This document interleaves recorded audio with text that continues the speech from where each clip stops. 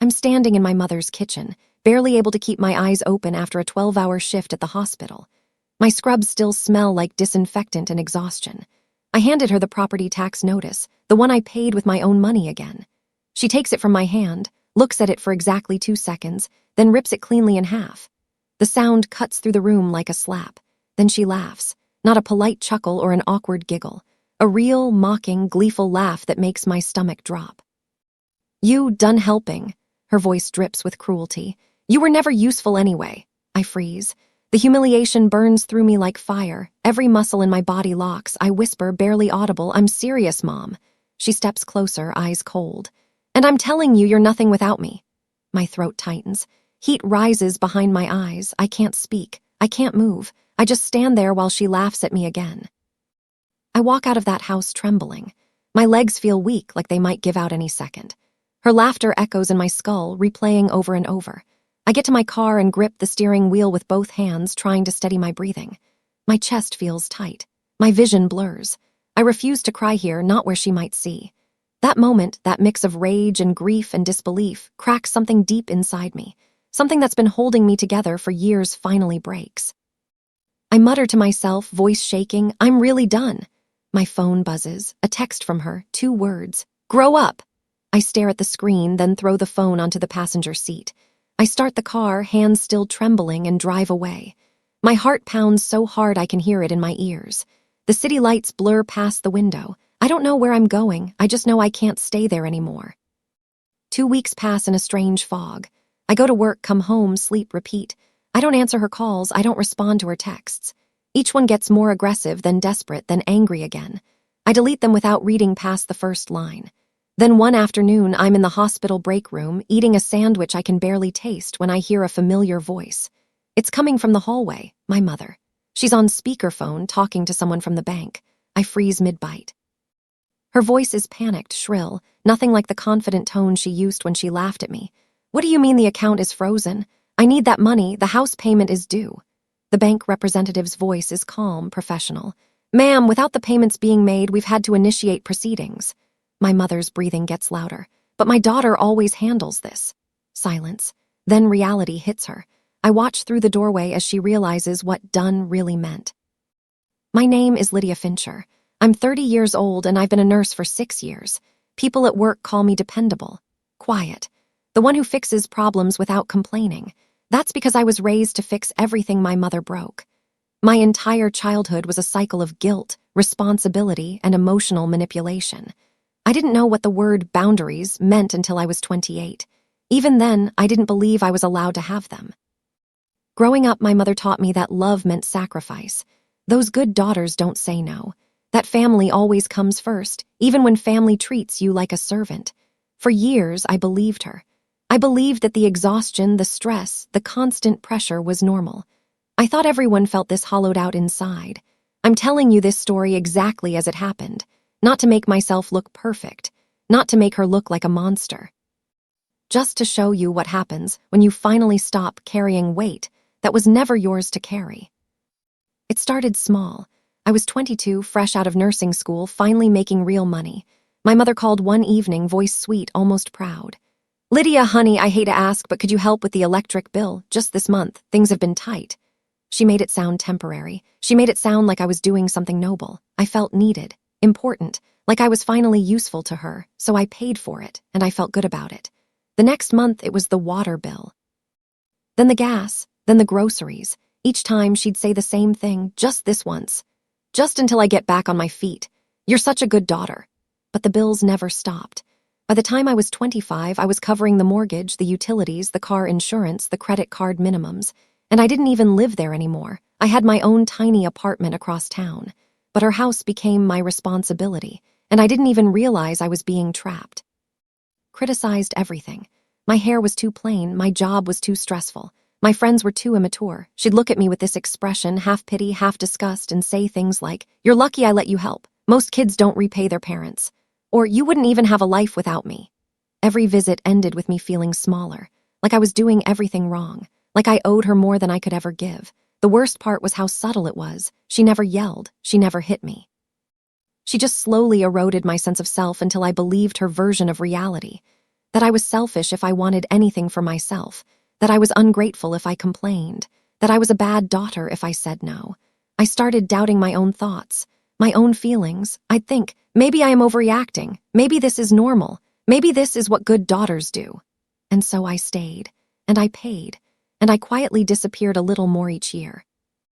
I was 26 when I had my first breaking point. My friend Sarah invited me to her birthday dinner. I'd been looking forward to it for weeks. But that afternoon, my mother called. "Lydia, I need you. The sink is broken."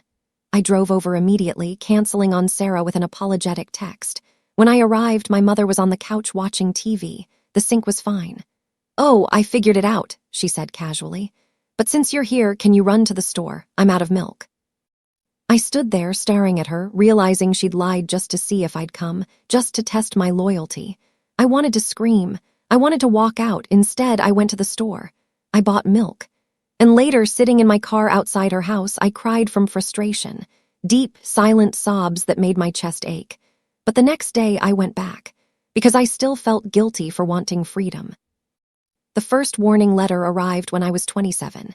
It was about property taxes, overdue by 6 months. I found it while cleaning her kitchen, buried under old magazines and junk mail. I confronted her, holding the letter in my shaking hand. "Mom, why didn't you tell me about this?" She barely looked up from her phone. "You make more money than me, just handle it." Not a request, a command. I felt something shift inside me, not anger yet, but resentment, real, bitter resentment that sat heavy in my stomach. I paid the bill, over $2,000. Money I'd been saving for a vacation, but I paid it because I didn't know how not to. That night, I lay in bed staring at the ceiling, doing the math in my head. How much I'd spent on her house over the years. How much of my own life I'd sacrificed. The number made me feel sick, but I still didn't stop. The pressure kept rising. I started taking extra shifts at the hospital to cover her increasing chaos. My body couldn't keep up. I lost weight. I stopped sleeping well. Dark circles formed under my eyes that no amount of concealer could hide. My coworkers started commenting. "Lydia, are you okay? You look exhausted." I'd smile and lie. "I'm fine, just busy." But I wasn't fine. I was drowning. Meanwhile, my mother spent it freely. New clothes, dinners out, a weekend trip with her friends. She treated my support like a given, like I was an ATM machine that never ran out. She'd call me, casual and light, asking for money like it was nothing. "Can you send 200? I'm short this week." And I would, every single time, because saying no felt impossible, because I didn't know how to draw a line without feeling like a terrible person, because part of me still believed I owed her this. The manipulation turned hostile when I started expressing boundaries. I was 28 when I first tried. "Mom, I can't cover everything anymore. I need to save money too." Her face changed instantly, cold, hard. "After everything I sacrificed for you, after I raised you alone." She didn't raise me alone. My father was there until I was 10, but she rewrote history whenever it suited her. "You wouldn't even have a life without me," she hissed. "You owe me." The guilt crashed over me like a wave. Maybe she was right. Maybe I was being selfish. I started journaling to stay sane. Pages and pages of thoughts I couldn't say out loud. "Am I crazy? Is this normal? Why do I feel so trapped?" My internal monologue became darker, more self-aware. I started seeing patterns I'd ignored for years, but awareness didn't equal action. Not yet. When I was 29, a city inspector knocked on her door. I happened to be there, fixing a leaky faucet she'd complained about. The inspector was polite but firm. "Ma'am, your property taxes have been overdue for several years. We need to discuss payment arrangements." I felt my face go hot. Several years, I'd only known about one. My mother stormed out, snapping at the man like he'd insulted her. "My daughter handles all that. She'll take care of it." She said it loud enough for the neighbors to hear, loud enough to humiliate me. The inspector looked at me with something like pity. I stood there frozen, unable to speak, unable to defend myself. After he left, I asked her, "How long have you been hiding these notices?" She shrugged. "I knew you'd handle it eventually." The crack inside me widened. Something fundamental was breaking, but I still wasn't ready to let go. That's when the shift started. I stopped paying every bill immediately. I started observing instead of reacting, watching her patterns, noticing how she manipulated conversations, how she twisted my words, how she made me feel guilty for things that weren't my fault. I began saving documents, receipts, bank statements, emails, every piece of evidence that showed what I'd been covering. I didn't know why yet. I just knew I needed proof. Proof that I wasn't imagining this. Proof that I wasn't the problem. My mother sensed the change. She became more aggressive, more demanding, more cruel, like an animal that knows it's losing control. But I stayed calm. I stayed quiet. I was preparing for something I couldn't name yet, something that felt inevitable. The gaslighting reached full force. Every time I tried to set a boundary, she rewrote reality. I never asked you to pay for anything, you offered. You're imagining things, I've always been supportive. You're too sensitive, you overreact to everything. She said these things with such confidence that I started questioning myself again. Did I offer? Was I remembering wrong? But then I'd look at my journal, at the receipts, at the dates and amounts and desperate late-night entries, and I'd know the truth. My mother wasn't just irresponsible. She was emotionally abusive. She'd been manipulating me for years, and I'd let her because I didn't know I had a choice. That realization hurt worse than anything, because it meant I'd been complicit in my own suffering. I'd handed her the tools to break me, and she'd used them without hesitation. I was 29, exhausted from another double shift when I tried one more time to set boundaries. I kept my voice calm, reasonable. Mom, I need you to start handling some of these bills yourself. I can't do this anymore. She erupted, yelling, belittling. Her voice rose to a pitch that made my ears ring. You're useless. You've always been useless. I should have known better than to rely on you. Then she laughed again. That same cruel, mocking laugh from before, but this time I didn't cry. I didn't argue, I just nodded once, slow and deliberate. My face was calm, my voice was steady. Okay, Mom. She mistook my quiet for weakness. She thought she'd won. She didn't realize that silence can be a decision. That sometimes the most powerful thing you can do is stop fighting and just walk away. I left that day with clarity I'd never felt before. I was done. Truly, completely done. That brings us back to the kitchen. The property tax notice ripped in half, to her laughing in my face after a 12-hour shift, to her stepping close and saying, "You're nothing without me." The weight of that moment was heavier because I understood everything now. Every manipulation, every lie, every time she'd made me feel small. This wasn't just about money. It was about control, about making sure I never felt strong enough to leave. But I was leaving, right then, right there. I walked out of her kitchen, out of her house, out of her life. And I didn't look back. Not when she called after me, not when she texted, not when she showed up at my apartment building days later, pounding on the lobby door. I was done. And this time I meant it. The next few weeks were strange. Quiet, I stopped making payments. I stopped driving over to fix things. I stopped answering every call and text. At first, the guilt was crushing. I'd wake up at 3 a.m, heart racing, thinking, what if something happens to her? What if she loses everything? But then I'd remind myself, she's an adult. She made these choices. I'm not responsible for her life. I started investing in myself. I joined a gym. I went to therapy. I reconnected with friends I'd abandoned for her. I planned a future that didn't revolve around her chaos. Slowly, my emotions returned to normal. The constant anxiety faded. The tightness in my chest eased. I started sleeping through the night. I laughed at jokes again. For the first time in years, I could breathe, and it felt incredible. Meanwhile, my mother's mailbox was filled with overdue notices, red envelopes, final warnings, certified letters she refused to sign for. Neighbors started whispering. I heard through a mutual friend that people were asking questions. Where's Lydia? Why isn't she helping anymore? My mother's response was always the same. She'll come back, she always does. But I didn't. Days turned into weeks. Weeks turned into a month. The bills piled higher. The consequences crept closer. And my mother refused to believe anything was actually wrong. She convinced herself this was temporary, that I was throwing a tantrum, that I'd come crawling back the moment she needed me. She was wrong, but she wouldn't realize that until it was too late. The perfect storm was building, and she had no idea. Then came the letter. A thick envelope addressed to my mother with a courtesy copy sent to me. I stared at my name on the second envelope, confused. Why was the bank sending me anything? I opened it carefully. Inside was a foreclosure review notice. My stomach dropped, but the next part made my blood run cold.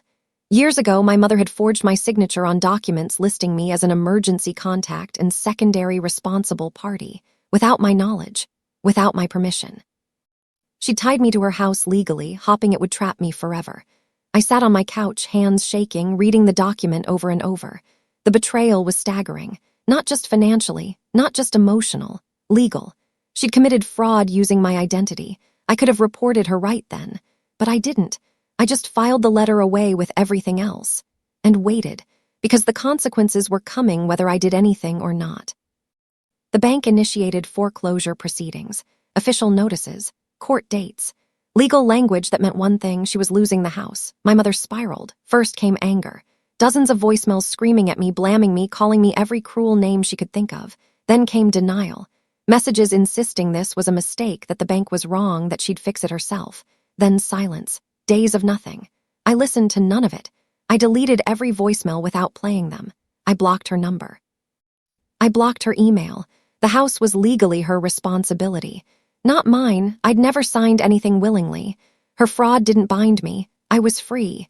And she was finally facing the consequences of her own choices. Alone, exactly as she deserved. The neighborhood noticed.